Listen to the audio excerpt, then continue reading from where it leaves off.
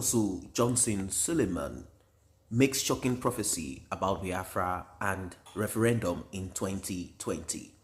He is a popular and controversial cleric. He is a senior pastor of Omega Fire Ministries OFM.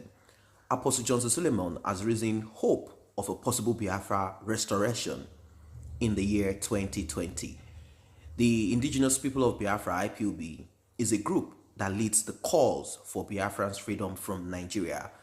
And this is spearheaded by Nnamdi Kanu. Its main aim is to restore an independent state of Biafra for the people of old eastern region of Nigeria through a referendum.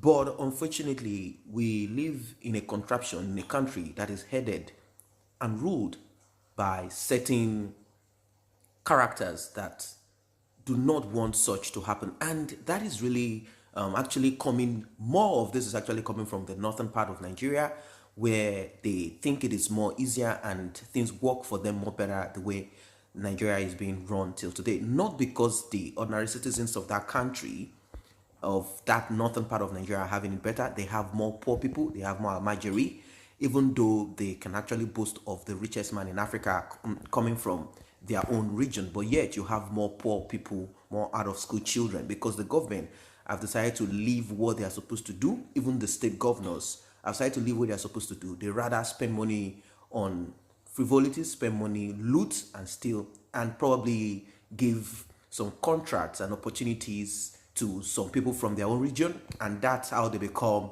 the richest man in Africa. Businesses that are supposed to be run by basically a lot of people is given to one person. It's called monopoly, and the person becomes extremely rich, and they definitely get kickbacks from this person that they've helped.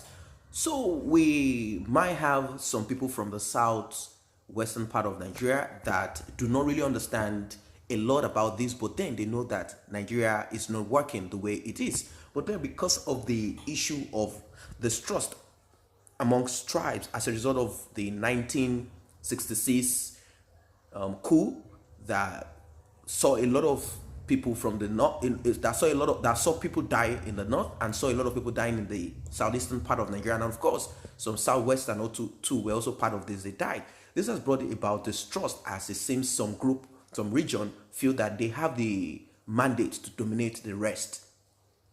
So that is what gave birth to the civil war, and afterwards the civil war ended bitterly. There, we can actually say anyone won the war, because it is not supposed to even have happened. A referendum should have come up, or a decentralized government should have been what it is. But then we had what it is in those days. They had a kind of civilian government that did not last, and it automatically became a military dictatorship. From one regime to the other, Nigerians were the ones that were suffering, not the elites, as they already positioned themselves and positioned the lives of their children in a way that they have foreign citizenships. Until date, even the civilians that are in charge, they are not doing anything better in the States or anywhere. So there are still maybe some few of the Biafrans and some few Igbos, probably the ones that are involved in politics, that do not see any reason for them to break apart. Like I said, the thing works for them, not the citizens that they have made ordinary, the citizens that they've desensitized, disenfranchised, brainwashed, not those ones. There are exceptional people in that contraption that knows the right thing and know that we have to break the country apart. Then we can now come together and begin to review the issues of corruption that is very, very, very and extremely important to run any nation. Not just breaking apart alone, but breaking apart is the first step. Then, as we are trying to break apart, we should begin to work on the issue of corruption amongst the regions, because this is going to really come up later, as many people only understand one religion, and that religion is religion of looting, stealing, corruption, and all of this, and cutting corners. So the leader of the indigenous people of Biafra, IPOB, Mazi Nnamdi Kanu, has on several occasions called on the federal government of Nigeria to conduct a referendum, but the government had declined his request. And he's not even the only person. Masob and some groups of people came up with it until they became quiet. There is no way that a referendum is going to come up. There's no referendum, there's nothing. So this brought about much agitation, as they want to break out of Nigeria. So IPOB has a group, they have their own following, they have Masob, and they have several groups scattered here and there, all of them clamoring for one thing or the other. But right now, IPOB is the group that is still standing firm and loud and very articulate. Although Nnamdi Kanu had to get out of Nigeria as a result of the plans of the Hausa Fulani Caliphate, they plan to disrupt and do a lot of things. They claim that he's saying things and is acting in certain ways that they need to curb him and cut him down before it becomes too much of a menace. Why wouldn't they have a referendum? It is unfortunate that that is not being done to the Boko Harams that they would have shut down for a very long time. Why am I saying this? Because they proscribed IPOB a terrorist group when it's not supposed to be. ISWAP, Boko Haram, Hausa Fulani bandits and herdsmen, they are the ones that are the terrorists because they don't have any clear-cut ideology, any positive ideology. They are not saying, look, the system is not working, we want to break apart so we can have our own country where we can be more productive. They are not having any of that. If you want, you can drop your comment and tell me what Boko Haram, what is the ideology? They said no to Western exposure, no to Western education, no to this and that. Are they asking for a country for themselves? Those are the things that we need to actually look into to understand the way forward. Are they looking for having a way to have their own country? Or what is the agitation of the Boko Haram or the ISWA?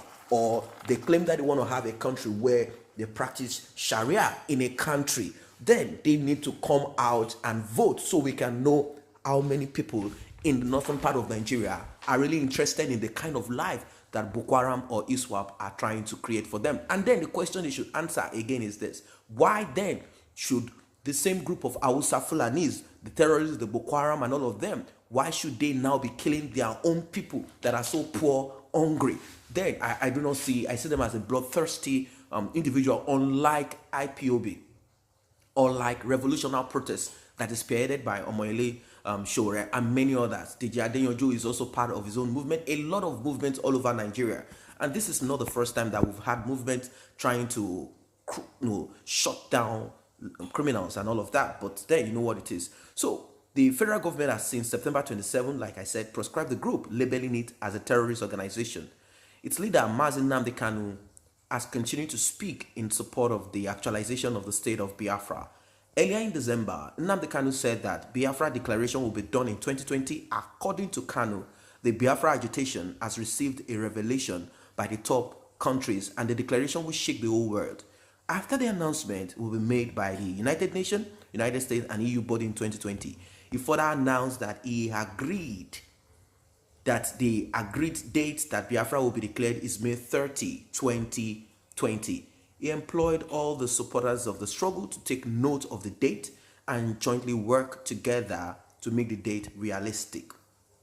One may choose to take Kanu's words as one of his subtle wishes for the new year, but the 2020 prophecies of popular cleric Apostle Johnson Suleiman, which is the reason I brought you guys this, may want us to give it a second thought. As you know, they come up with a lot of prophecies, but then this is a prophecy. Even if it is Abrahamic prophecy, it's a prophecy that I and a lot of people want it to work as long as everyone is a revolutionary, as long as everyone is conscientious, as long as everyone is in line with the move, not just to break apart, but to break apart and have a good life and have a good country. Not that some ethnic issues will begin to come up and some people say, no, I am Imo. And the Anambra man will say, no, you are nothing. You were our this and that. As long as everyone comes together and have a focus to have a better life, at least this is the time for this to happen. So it will be a very big move. So the two notable points among the 34 world prophecies released by Apostle Suleiman for the year 2020 includes, I saw something that looks like a referendum. He said so. Then he said, I saw a country being split into two and there was a mass protest. The prophet is renowned for his divine inspired healing power, teaching prowess. And of course, like I said, he's someone also that has a lot of issues and things that trailed him for some time now. And that has to do with the Otobo issues and all of that. And he speaks with his own confidence, even in the face of criticism. He's also credited to many past prophecies, and which some of them have come to fulfillment. As a matter of fact, it is on record, as they say, that 90% of what he said has always come to pass. So, do you think this is a signal for the restoration of Biafra in 2020? Well, we can only wait and see how all of this unfolds. And I hope and I wish it will unfold positively, as that contraption called Nigeria has since expired since 2014. So one will wonder, what are we doing now? So that's what it is for now. If you're not a member of this channel, let us grow together by you simply tapping on the subscription button and the red notification icon bell below. It will alert you whenever videos are uploaded. And for those who are already a member of this channel, I say a very big thank you for the support.